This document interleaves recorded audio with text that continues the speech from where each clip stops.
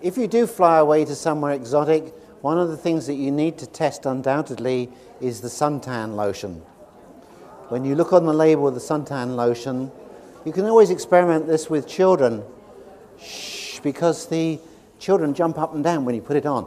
You know, and you think, oh, stop making a fuss. And then you realize that, of course, it's all these various chemicals that are going on. But generally, things which you might suspect, you know, a person to be sensitive to in the way of toiletries and things. My experience, and you might want to write these down, is shampoo and conditioners, toothpaste, deodorants, and creams. Those are the most common ones. But of course there's all sorts of other things of possibilities that we use, aren't there? Last week we had a patient who was very, very sensitive to mouthwash. I won't mention any names, but it begins with L. And this patient's got multiple sclerosis and didn't do her any good at all. But she was perfect. She was a red, and she's perfect with everything else. And it was amazing. All other toiletries and cosmetics, you know, passed with flying colours, which was absolutely fantastic. Okay? But with ladies, you've got to remember things like sanitary towels. Very, very important. Things you may not necessarily think of, oh, these are chemicals which get in through the skin and the mucous membranes. Hairsprays, fluffing agents, what do they call them? Give bounce and body to the hair, and they're all pretty good. I personally don't find a great deal with toiletries, but sometimes particularly the greens do have sensitivities to foundation and things. Deodorants I've mentioned, body lotion, definitely body lotion and skin cream. Fake tan. Most of these are parabens, which are the preservers in there, which are notoriously petroleum-based. Perfume, you know, some will contain benzaldehyde. Nail varnish, possibly. Lipstick, I haven't found lipsticks, but other people do find lipsticks. I don't know what lipsticks are made of, they're sort of waxy stuff, and generally they're okay. But, you know, you have to check them all. Eyeshadows, shampoos. There's a little bit of feedback off these speakers. Can you turn it down a bit? Yeah. But it's coming back at me. Okay. So what we're going to do is just look at a little bit about toxicity. And this would be a person who strengthened to their meridian when they were in weakness to the eyes to the left. Okay. So this is a person you suspect may have a toxic problem. And we know that normally our body has to be in perfect balance or homeostasis. And this is dependent upon having the right amount of nutrients coming in and the removal of sufficient endogenous and exogenous toxins. So when our toxicity, endogenously and exogenously, increases, we have to increase our nutritional intake in order to be able to stimulate the detoxification enzymes, just to hold on and go into a state of adaptation. So we're out of balance and we're in a state of adaptation. And these chemicals internally are the ones that we generate of the neurotransmitters and the hormones. And of course these are altered from our normal chemicals, increased or decreased, depending upon the state of our minds. We may be affected by external chemicals, and we call those loosely xenobiotics or strange xenochemicals. Toxic metals, we've spoken a little bit about. Every enzyme in the body has a cofactor to activate the enzyme. And these cofactors are usually metals, such as zinc and iron and copper and molybdenum and so on. The sort of things, the trace elements that we know we're familiar with supplementing with people. But within those columns and adjacent on the periodic table, there's often another metal which will lock onto the same receptor site because it has these similar sort of chemical properties and will inhibit. If you look on, for instance, on the periodic table where zinc is, underneath zinc is mercury. So in other words, zinc can lock on to where mercury, and mercury can lock on to where zinc. And if mercury locks on to the receptor site of the enzyme, the active center of it, then mercury won't work, or the enzyme won't work, it will become inhibited. So this is why certain metals are toxic, because they inhibit the function of the enzyme. Okay, so toxic metals are toxic by definition because they inhibit function. So these would be our metals we want to get rid of. And these are usually in the environment. They are sometimes in the things we put on our skin. We may breathe them in, we may eat them, we may drink them. But the prime, remember, if you're red, it's aluminium or aluminum, as the Americans say. If you're green, it's nickel, and if it's blue, it's mercury. Obviously, there can be other metals, but those are the first things to go for. And number 3 of the toxins would be radiation, and this could be radioactive isotopes, and we're going to look at that in a future seminar, the effect of radioactive isotopes. And this, of course, is important because of the accident in Japan. So radiation is, gone up all over the world, and electromagnetic stress from computers and anything with a transformer unit, when we live in a sea now of electromagnetic fields, which ones are good and which ones are not good, and how we can test. And that'll all be coming up in the next series. So endogenous toxins are generated from the mind. Okay, our negative thinking or our programs that we're running through the subconscious, which will change the chemicals or the hormones through the hypothalamus via the limbic system. And the hypothalamic hormones are thyrotrophic releasing hormone, which basically regulates the amount of thyroid hormones that we produce. Corticotrophic releasing hormone, which regulates the adrenal cortex, in other words, our cortisol primarily, and some of our adrenal sex hormones and aldosterone. Gonadotrophic releasing hormone, this regulates our estrogens and our progesterones and our testosterones. Growth hormone releasing hormone, this stimulates growth, okay, not just in the child, but growth is associated with repair of tissue. So we need growth, but we don't need too much. We talked about insulin-like growth factor. So if we have growth hormones when we don't need them, this could stimulate abnormal growth or neoplasms. Somatostatin, which is growth hormone inhibiting hormone, that puts the brake on and stops us from producing too much growth hormone. And prolactin inhibiting hormone, which is now known to be dopamine. The hypothalamus also produces 300 in total neuropeptides. And these are all the molecules of emotion that Candice Pert talks about.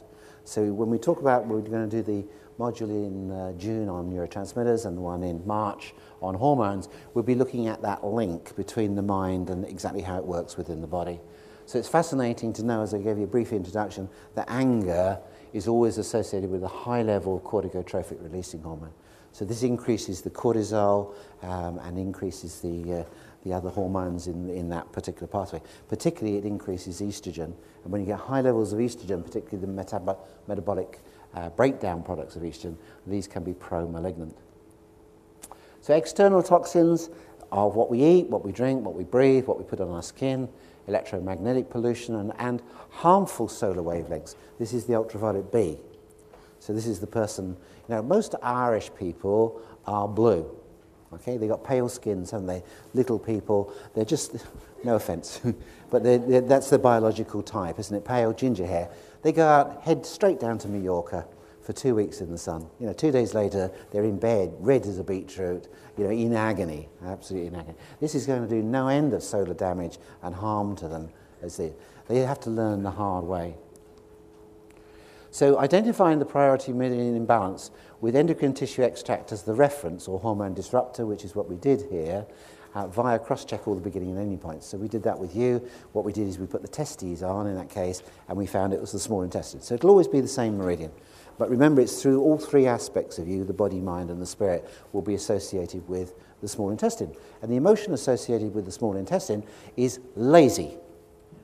So you now know what his attitude is towards life, okay? He is lazy. So we're going to make him motivated. We're going to get him to how he's going to get himself up and going, get up and go. So that's a little bit later. So challenging for toxicity from weakness with the priority meridian and the endocrine tissue extract or the hormone challenge against chemicals, toxic metals, and radiation. Now, most of you got those in the diagnostic pain box 1. So these are important to find which toxicity it is. The majority of times, and I remember Sam, you telling me this a few months ago, of all those that you find, it was chemicals which were the big one, wasn't it, that you said you found with patients. And I think you're right. We find a lot of toxic metals, those hidden ones which are in the fish oil, like the mercury. Radiation comes and goes a bit. Sometimes there's radiation. Sometimes you'll also notice that a person will show to radiation 1 week, they come back and see, and they've got toxic metals. And then they show chemicals, and sometimes they show all of them. And you think, what's going on? And I think, what's going on? And then I begin to think, hold on, it's no good testing the chemicals if we don't remove the source. It's no good testing the toxic metals if you don't identify where it's coming from. And what is the real problem behind there? The real issue is they are unable genetically to detoxify. Okay, and this is the real problem. So how are we going to increase their ability to detoxify? Because their enzymes are all full of the chemicals and inhibiting. So everything is shutting down. You've got to clean the whole system out. If you can improve the detoxification, they'll detoxify, and then those enzymes will start themselves working and get them detoxified. So once you're clean, you have a new bill of health. You start again. And there's all sorts of detoxification regimes out there, and people will say, I went on this detoxification and I was amazed. I actually feel better.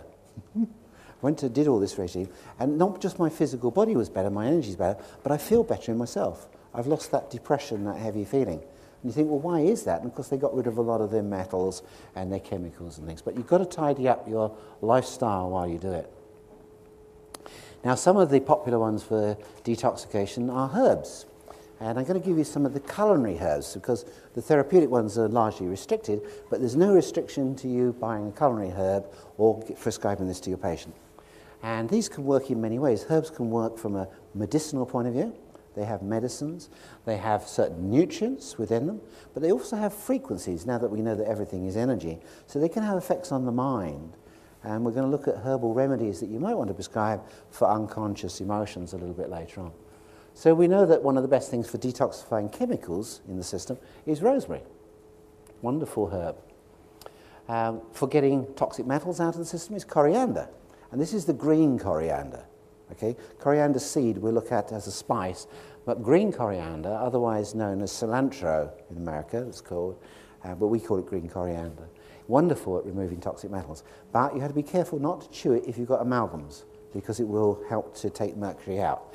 So, don't use coriander if you've got a lot of metals to chew it in the mouth. But as an ordinary herb, it's very, very good. So if you're subject to building up toxic metals, consider using coriander as a salad or as an additive to your meals. And for radiation, undoubtedly the best one of all those is dill. So dill is a wonderful one for helping radiation. And that one I can confirm, because in previous trips to Russia, where there's a lot of radiation, the doctors use dill all the time. So every meal has a dill on it. And I don't particularly like dill, but boy, I eat it when I'm over there, because we know that it helps to reduce the effects of radiation. So, go to the areas of the world where they survived. It's no good going to the dead Russians. You want to go to the Russians that are still living in the toxic areas. And why are they living? Let's study what it is. And it's their diet. They've learned aniseed-type things, fennel, anise, as a spice and things, and dill. Now, the best chelators, physically, biochemically, are the 14 culinary spices. Now, most of these you'll probably know, and you may never have tried them all. But there is a spice we found which is like a constitutional remedy for everybody. Now, mine is cinnamon.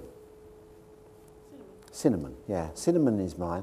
A lot of track record on cinnamon as far as keeping blood sugar levels optimal and helping people with diabetes, all sorts of things. Not that I've got diabetes, but it's a general cleanser of things.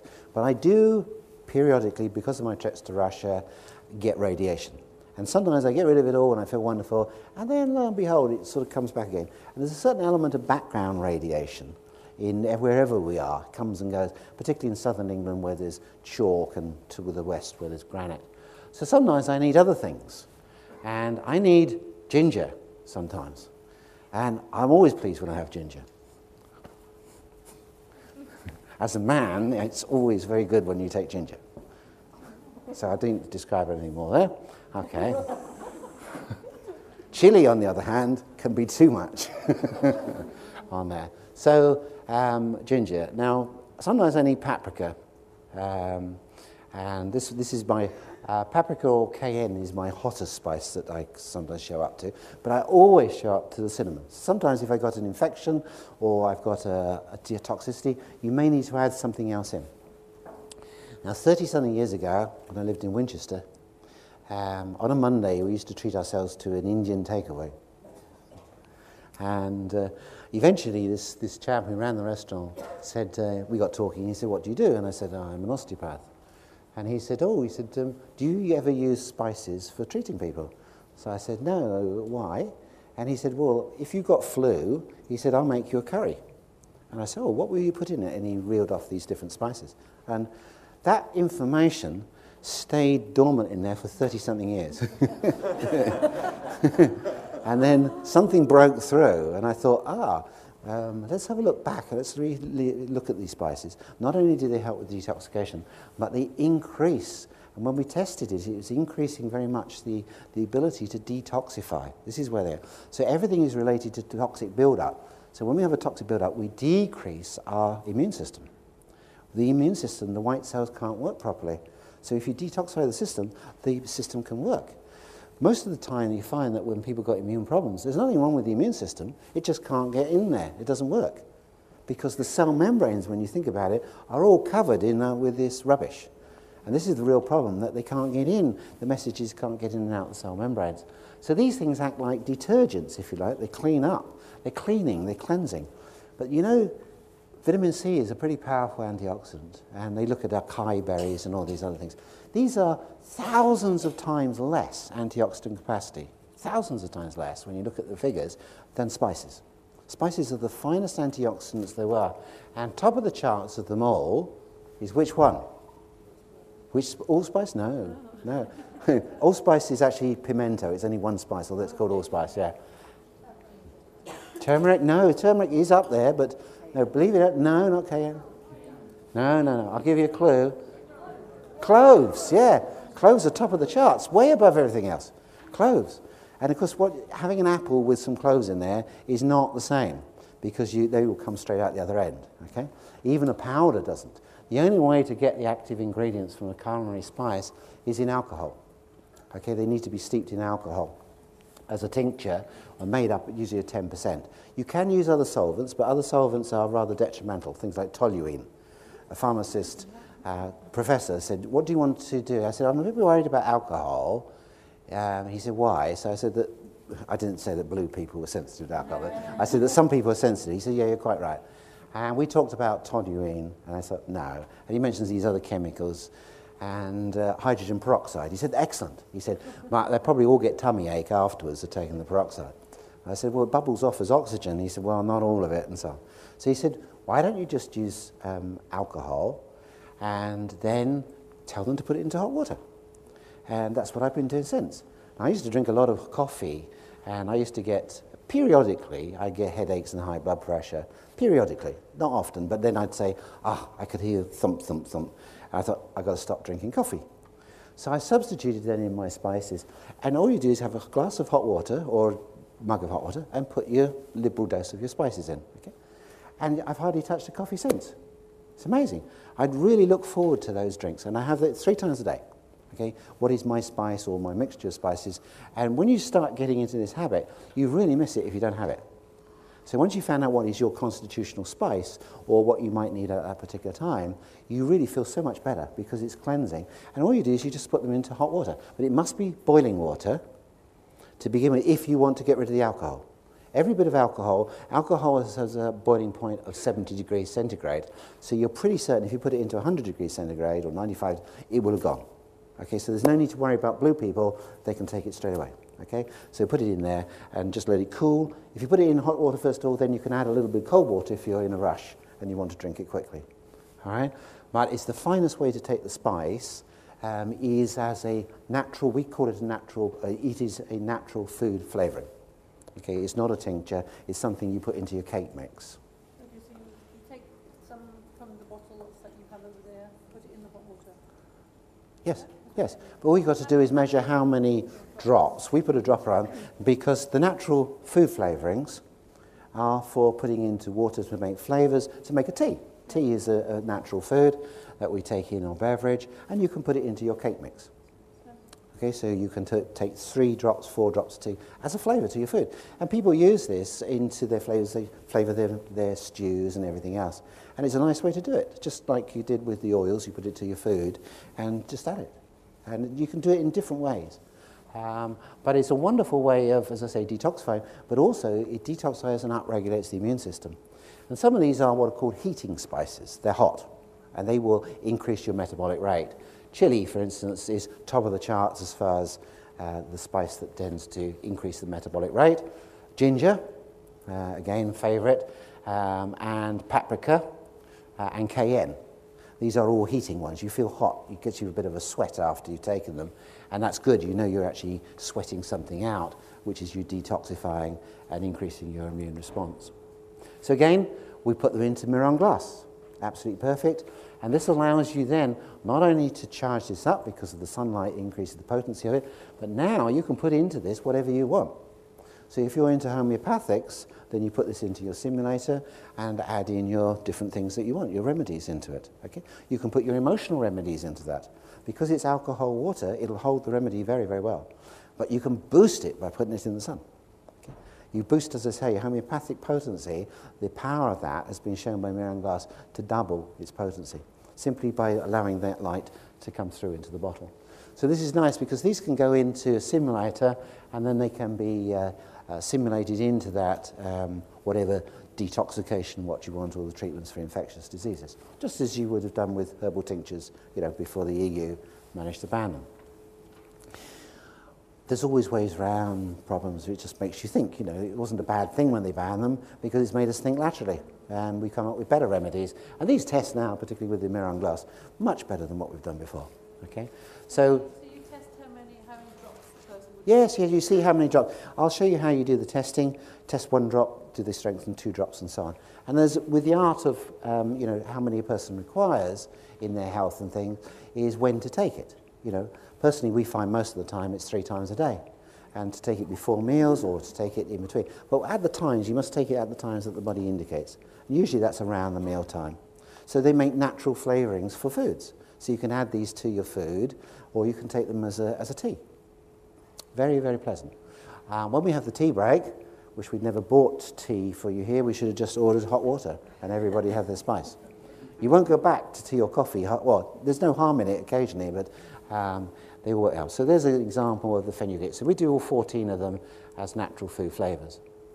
Okay, so think spice, try and identify which is the spice for you, and then, as I say, you can activate that by putting it in the sun, and then you can put homeopathics into that, flower essences, you can put coloured remedies and so on. Whatever you want to put in it, because it's an alcohol, 10% alcohol medium, absolutely perfect. Structure I don't really want to go into. This is the eyes down to the left now. We know that the major areas are from the cranium down to the ileocecal valve. So we don't need to go into the structural side. That's not the seminar today. Treatment options for those who manipulate. Manipulation may be required. We've got respiratory adjusted, the applied kinesiology. The resist technique when the person does the swimming, if you remember, the bad swimming. That therapy localization technique, when you remember you rub your hands together in a spiral field force. Meridian therapy, when you rub the meridian associated with the area. Many ways of treating mechanical problems. Very important. Dehydration. Dehydration, 1 to 2 litres a day. This is person with the eyes to the right and up now. pH ideally of water should be 7.4. Calcium to magnesium ratio of 2 to 1 or less. In areas where people live long lives, they found the only common thing is that their ratio of magnesium to calcium is equal. In the Hunza Valley, Okinawa, and in the Peru, where people live long lives, is that their 2 to 1 is actually 1 to 1. So there's more magnesium naturally in the soil. Sodium less than 20 parts per million. But of course all of that is enhanced, of course, if you drink from your water bottle, but from Miron. Okay, once you've drunk Miron water, you never look back. Okay?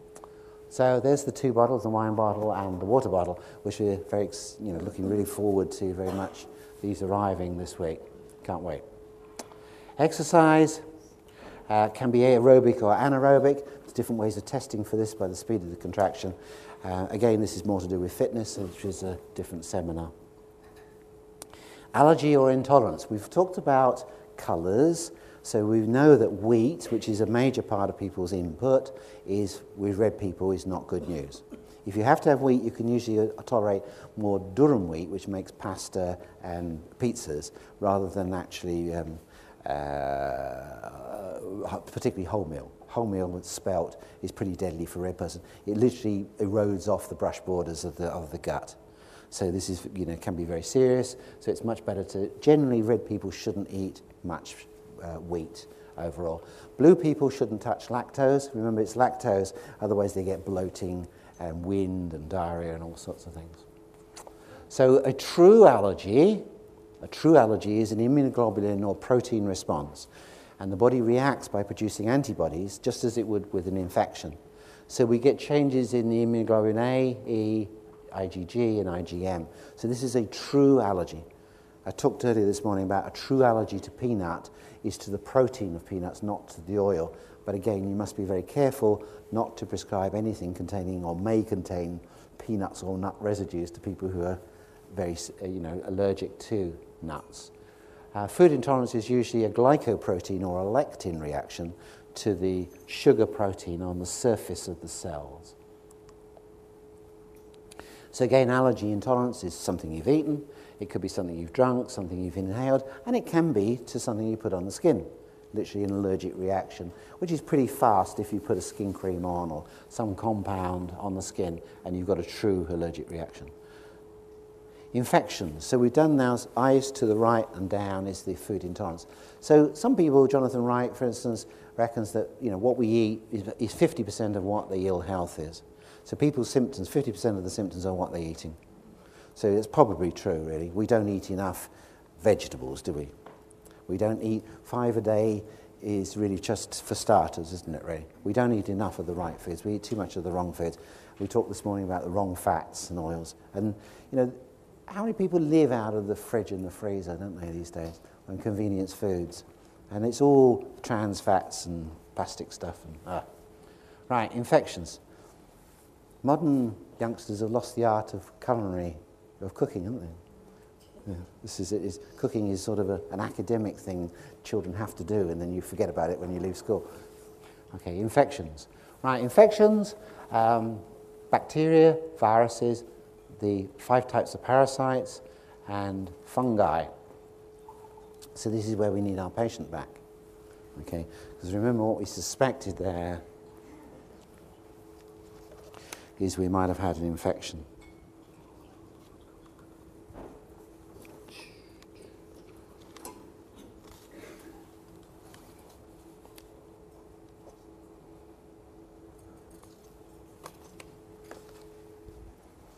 So, what was he? He was blue, wasn't he?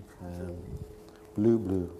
So we could use the markers from the pain diagnostic kit. We can use, let's see, that's chemicals, radiation. We're doing the infections here.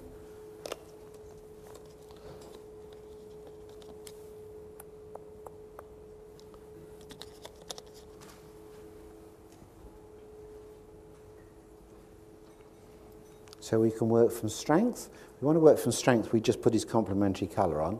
Was it? No, his primary was blue, wasn't it? So we need the green one.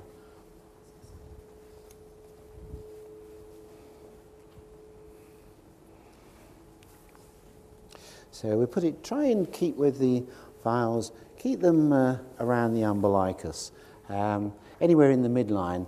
Candice Pert often talks about these chakras. She was a great disbeliever in chakras, but she said their research has shown that the so-called chakras are now absolutely laden with receptor sites. So they're not only areas of high neuronal connections, but they're actually areas of many more receptors in the cells. So that convinced her that there was something in those particular areas. So I'm just making my way through the infections there. So virus.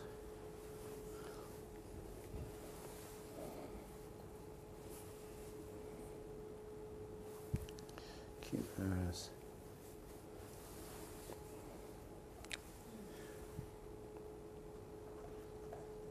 It's always the last, isn't it? Maybe. So the light is not good here with the yellow light, and these markers are in yellow.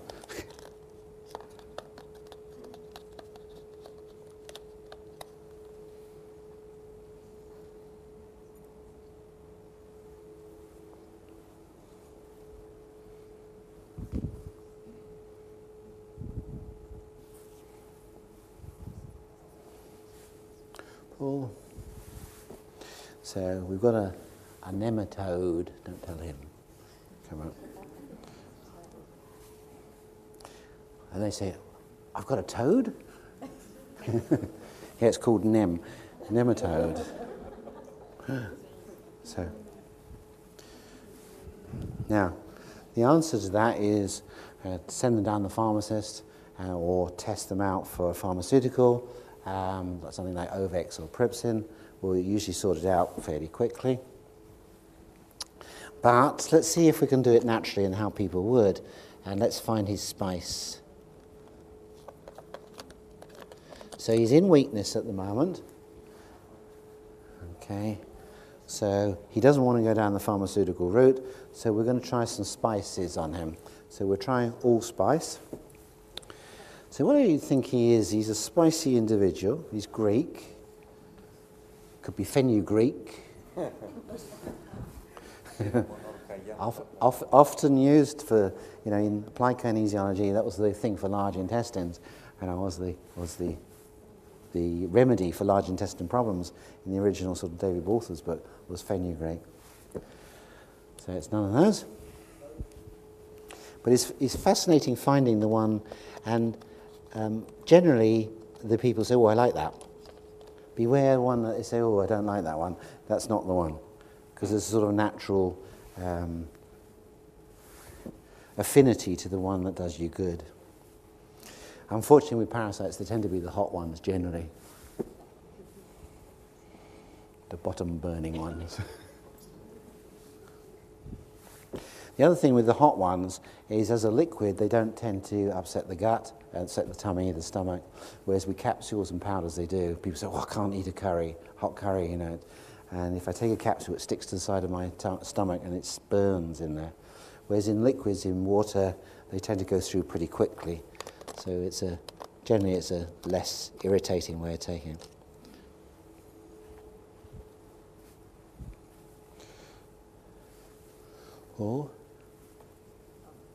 Oh, he's a lucky man. What's he got? Ginger, yeah. And what does it spice up? Oh, when you going home? He's 37, remember. It's time you're taking care of yourself, Costas. I didn't realize I have a problem. Now you tell me, start feeling I have a problem. When I was in Athens the week before Christmas, and it was when you had snow here, or there was a downfall of snow. And I couldn't get back. I spent 2 extra days in Athens. And so in the clinic that I was working in, we had a little play. We wanted to have a play around with things. And we found the biggest toxin in Athens, at the seminar and afterwards, was radiation. Radiation is very high, not just from the fact they got a swift dose from Chernobyl all those years ago, but they'd also been doing a lot of granite mining. I think you put an underground system into Athens for the Olympics, and of course that blasted through all the rock and all this radon and stuff. And it was mostly airborne radiation, which really surprised me. And most of the men on the seminar said, well, it doesn't work anymore really. And the common denominator to all of them was radiation. And this is after that you begin to think, hell, if that's doing it to the Greeks, you think what the mobile phones in the pocket is doing to the rest of us. So never wear your mobile phone down there. Never. So many people keep a mobile phone on there, particularly the modern mobile phones, because they're emitting all the time. Okay. That's it, I think. So ginger's the one for you. Perhaps, Val, have you got a ginger handy there and a glass of water? And I'll show you how to do the drops. I'll buy it so you can... You can buy it, yeah. Could you pass me his glass? That's it. You can put this into water to do the testing or just take it neat. Remember, he's blue, so I would prefer that he... I put it into hot water, thanks. Okay, so you hold the glass. Okay. So I've left the nematode on him, or the frequency of it. He could just go off the small intestine. We'll see that it's the same thing. So there is a seal on these. You'll hear it snap as your, tamper-proof seal. So I'm going to put, I'll take a chance and go 1, 2, 3, 4, 5. Okay, we'll put 5 drops on there. We'll go up in 5s, 6, 7, 8, 9, 10. Usually you can count them pretty quickly as they come out. Oh, you can see 10 drops. It's not much, not much. You know why? Because it's in Miron glass, it's charged. Okay. If you take ginger tincture, this is really good, strong ginger tincture anyway, or ginger essence, if you like, we call it natural food essence. Now, 3 of 10 drops is his optimal. What that should do is not only do his parasite, but let's see if it does his small intestine here. What we mustn't do at this stage is give it to him, because we'll lose all our markers. So it negates his small intestine, and it will negate everything, even his perfumes and things, whatever it is that he uses, which would weaken as a hormone disruptor, will all be negated by this. Okay, so the 10 drops is what you need. Okay, not much. 100 ml, that'll last you months. That's the next question. So let's see if I can forward run to in your manual, or not your manual, your sheets there. You should have the alarm points. So what we're going to do is just run round his body clock. The alarm points on here are the time, the standard time, and at the moment our standard time is 2:45 here, but it's 2:45. Okay, in real time, isn't it? Because we're set 1 hour forward. So right at the moment it's 2:45. Okay, so at the moment we're into small intestine time. So small intestine time will be between 1 and 3 in the afternoon. Okay, this is always difficult if you don't live in Britain. I always get into trouble, don't I? And anywhere in Europe, the rest of Europe, I mean, not because they say, well, you're in Europe as well. So anywhere on the continent, they don't understand about Greenwich Mean Time. That all time starts in Greenwich. Okay, so you're set 1 hour ahead, okay? Which is interesting because you're probably, the next time zone in real time is actually the eastern border of Poland. It's much further, the true time zone. You're just in Europe, most countries are set 1 hour ahead of standard time anyway. So in the summer, you're 2 hours ahead. And this is difficult in Greece, you see. They're set 2 hours ahead. So in their summertime, when they have summer saving time, they're actually 3 hours ahead of their body. Okay? So their clock is actually 3 hours set in front of their body, their true body clock. Which means, because the Greeks don't go out till 10 o'clock at night to eat. You go out like we used to at 8 o'clock, the restaurants are empty. You think, where is everybody? It's Saturday night, And of course, they don't even start to come out till 10 or 11 o'clock. Yeah, that's why, because biologically, they're not producing the enzymes to digest the food. We can, but they can't, okay? So it's awkward when you get other places like Israel, which is only 1 hour ahead, and it's further east than Athens. And you think, I don't understand this. And of course, you get all the time wrong in Israel, because they're actually set more to European time than Greece. So what we're going to do is therapy localized around his body clock. So I'm going to go from 5 o'clock till 7 o'clock in the morning, okay, which is large intestine. So what I'm doing now, in reference to the ginger, okay, because that's the thing that you need, what I'm going to do is I'm going to put the parasite back on you, or you can therapy localize the alarm point. So we're going to go to the large intestine alarm points. This is when we use the alarm points. And he says, no. So now let's go to stomach, which is halfway between the umbilicus and the xiphoid, and he says, pull, yes. Okay, so we can go to spleen, but nobody shows up to spleen for anything, as far as the time. We'll go to heart, pull, pull, pull, and then we'll go to small intestine, down there, and he says, yes. Okay, then we can go to bladder, and he says, no. And then we'll go on 12th rib for the kidney, no. And then circulation sex, pull, yes. And then finally before bedtime is triple warmer, which is usually right where his belt is, no. Okay, so every nutrient and every remedy has a time. Okay, Ovex, which you might consider as a pharmaceutical for someone with a nematode, is always a triple warmer time. In other words, you take it when you go to bed. Okay? What happens if you take it in the morning? I don't know. It doesn't work as well. Okay, there's a reason why you should always take a medicine. And usually the dose of the medicine is much less if you take it at the time when the body indicates it needs it. CoQ10, for instance, is always last thing at night. I've talked to you before, folic acid is always last thing at night because it doesn't get absorbed in an acid medium. It needs an alkaline medium. Whereas B12 is always at breakfast time. It needs acid to help with the absorption. Okay, there's a biological reason as to what is the best time to do. So it's 3 times a day? 3 times a day, 10 drops. Put it into hot water because you're a blue. Okay. Before or it does, if it happens conveniently, it can be after, or it can be after a meal, as long as it's in those times. It needs to be within those time frames for it to be really bad. Now, if you take it out of those times, it's not going to do any harm, but it won't do the same amount of good. Okay, it won't get in and stimulate all the things it's got to stimulate. When I need to recheck it, though, is it going to change after a month, 2 months? Yeah, it might do. It'll get rid of your parasite, that's the thing. But you're less likely then for the winter to pick up infections because you'll start to get rid of all those toxins in you. Mm-hmm. Yeah, and that's the main thing, is to clear out, to detoxify and to boost up your immune system. Most of these spices don't technically kill the parasite. What they do is they increase the immune response, which then will kill the parasite. Okay? This is why people get parasite after parasite. You kill it off with Ovex, next month they've got it back again. Okay? You never really get rid of them because you're not activating the natural mechanism to get rid of them, because you clog that up with all the toxins. Come and live in clean living England, get away from Greece. Yeah.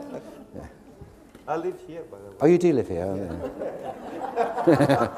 14 years. 40 years, I don't blame you. Everything's collapsing in Greece, isn't it? Just on time. You left just in time, yeah. Took the money and ran. Are you a shipping magnate, are you? They all left, didn't they? They all left Greece. They all knew what was going to happen. Right, let's go back. Okay, so we've got infections. Now, so we divide infections, pathogenic infections, into bacteria, viruses, parasites in the different forms. Protozoa, single cells. Sporozoa, multiple cells, but still microscopic. Nematodes are your little threadworms up to your big boys. Trematodes are your barnacles or flukes. And cestos are your hollow or tapeworms. And then funguses can be pathogenic. There's a range of funguses which can be, cause a lot of irritation in the body. But funguses can be erode in the mycelium. But funguses can also be in spores, airborne, and create allergies. So you can have an allergic reaction to fungus, but you can have it as an infection as well. And of course, they also produce fungal toxins, mycotoxins, like aflatoxin and things, so you can get chemical reactions. So funguses are sometimes, a little bit devious, because they can show up as a chemical, as an allergy, or as an infection. Culinary herbs, look at that. Let's have a look what we got there. So bacteria is, was it sage? What have we got there? Basil, marjoram, sage, and rosemary. Oregano. So we should have oregano. So bacteria should read oregano there. Viruses is marjoram. Parasites is basil. So for you, plenty of basil. Chop that tomato up with the basil every day. And fungi is sage. Okay, these are culinary herbs that you can use which have antimicrobial effects. And then the 14 spices, of course, which you find the one which for you, which was the ginger, used regularly, but good dose of ginger will bring some sweat to you. I won't give you that one. You didn't drink that, did you? No. No. Okay, don't drink it yet, because once you've drunk it, I may lose my marker, my small intestine, to do the emotional component. Okay, so don't do anything here. Treatment options. Now, using the pathogen vial, find the required spice and the dose and the timing we've done. Alarm points. So all infections I find very, very important to boost the person's energy. Very frequently they're low in their vitality. We've looked at the reasons for that, but they very often need some colour therapy. Now the colours that you may need are the 14 colours, the 7 colours of the rainbow and the complementary colours, or you can use the complementary colours here. But colours, remember, are wavelengths which are interchangeable with frequencies. So each of these colours, the 14 colours which we use on the light box and things, can be duplicated or simulated into frequencies. So we put all 14 meridians into the box there. So those meridians there are the colours of the meridian. So you can put that into the tincture, okay, into the food, natural food preserver there, and it will hold beautifully. So you're then tuning that to the person. So send them out. If you've got, you know, an infection at the moment, what I would do is send you outside to do that, you know, before you come back in, or, you know, maybe patient buys a set of these, because it'll always be the same colours, because they don't change the colours, and get them just to have 15 minutes. You do that 15 minutes for all of us, you know, sometime. It's good. It's like a meditation. Just sit outside. Okay. I know it takes 15 minutes, and that's valuable time, but you know, it really boosts you up for the day. Okay. It's as good as being in a Miron bottle, which is going to be the ultimate treatment. Is the big bottle. Okay. And lower the person in. Half an hour in the sun in the Miron bottle cures everything. Okay.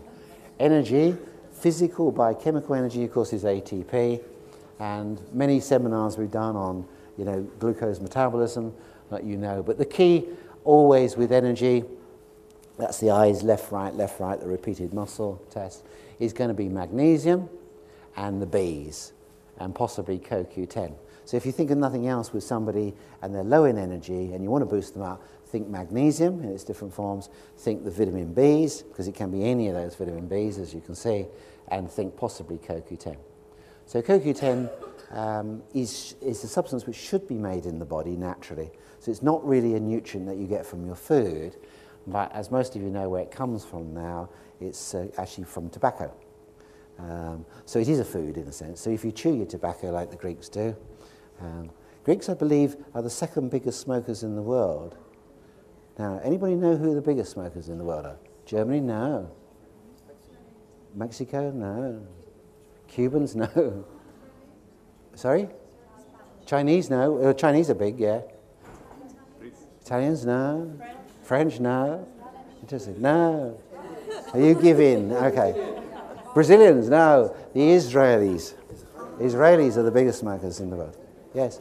Because they don't know when the bombs are going to come, and so everybody smokes. Just like we did in the Second World War. You know, everybody smoked in the Second World War because you don't know when the time was up. But yeah, the Israelis are the biggest. Okay. And they're very proud of it. Do you remember that thing you sent me about the smoking in the restaurant, the cartoon? I should have put that on there. Okay. Right, so yeah, all the Bs, and of course, what you need to do is to look at something which will activate the Bs, because this is the main problem, is that people can't get their Bs to work. They get the diet in with the B6, but they can't get it to convert to pyridoxal 5-phosphate. So if you've got somebody who strengthens to a coenzyme, remember, and not to the inert vitamin, then think how to activate that. There's a toxin in there inhibiting the activation of the Bs. So think spice. And this is one of the things people, when they've taken the spice, they say, you know, my energy's much better. I feel less tired, I feel clean, I'm less toxic, but I'm actually activating, and you'll find they don't need their supplement anymore. Okay? They'll be like the people of Okinawa, and they won't need to take things because they get them from their food and the detoxification. Right, then we found there was a separate eye position entirely, which is up and down. So we've done left and right, and then we tried up and down. And this equated with O2, which of course is the most important nutrient you can have. Okay? You need your O2, otherwise without O2 you don't live very long. And once the brain is cooked, if you've had an injury and you can't get your oxygen in, your heart can last for a long time. The heart can be restarted after half an hour, but your brain can't be. 4 minutes and you've had it, you've burnt away. So iron to keep your hemoglobin level up, to get the oxygen into the tissues, and the 4 types of B12 to mature the cells, but particularly the red cells in this case. So again, a spice to activate the B12s is very important. Adenosylcobalamin, methylcobalamin are the active forms that the person may need for a while, but if they need high doses or doses of adenosylcobalamin week after week, month after month, month after month, you must begin to scratch your head and think, why is that? Why are they not being able to activate it themselves? They're not B12 deficient. They have a blood test and it's sky high often. You know, you put the person on B12, they show muscle tests that they need B12, they have a blood test done, and it's 10 times the amount it should be. And they say, oh, you mustn't take, are you taking B12? And you say, well, yes, they are. You must come off that immediately. There is no high dose of B12. But the reason is you're accumulating B12 because you're not getting it into the cell. So why you're not getting into the cell is because you've got rubbish in your cell membranes, it's not getting across, and you're not activating. Because they can't measure adenylcobalamin, they measure the transcobalamin in the blood being carried to the cell. Okay? So your B12, your raw B12 is building up and up and up. The only way you can find adenylcobalamin is if you go into the mitochondria, and you'd have to have a pretty small syringe to measure that in the mitochondria. So a functional test is much more important. Does the patient strengthen to oxygen? Yes, if they go up and down, therefore you know, check iron and check B12, and again, check the spice.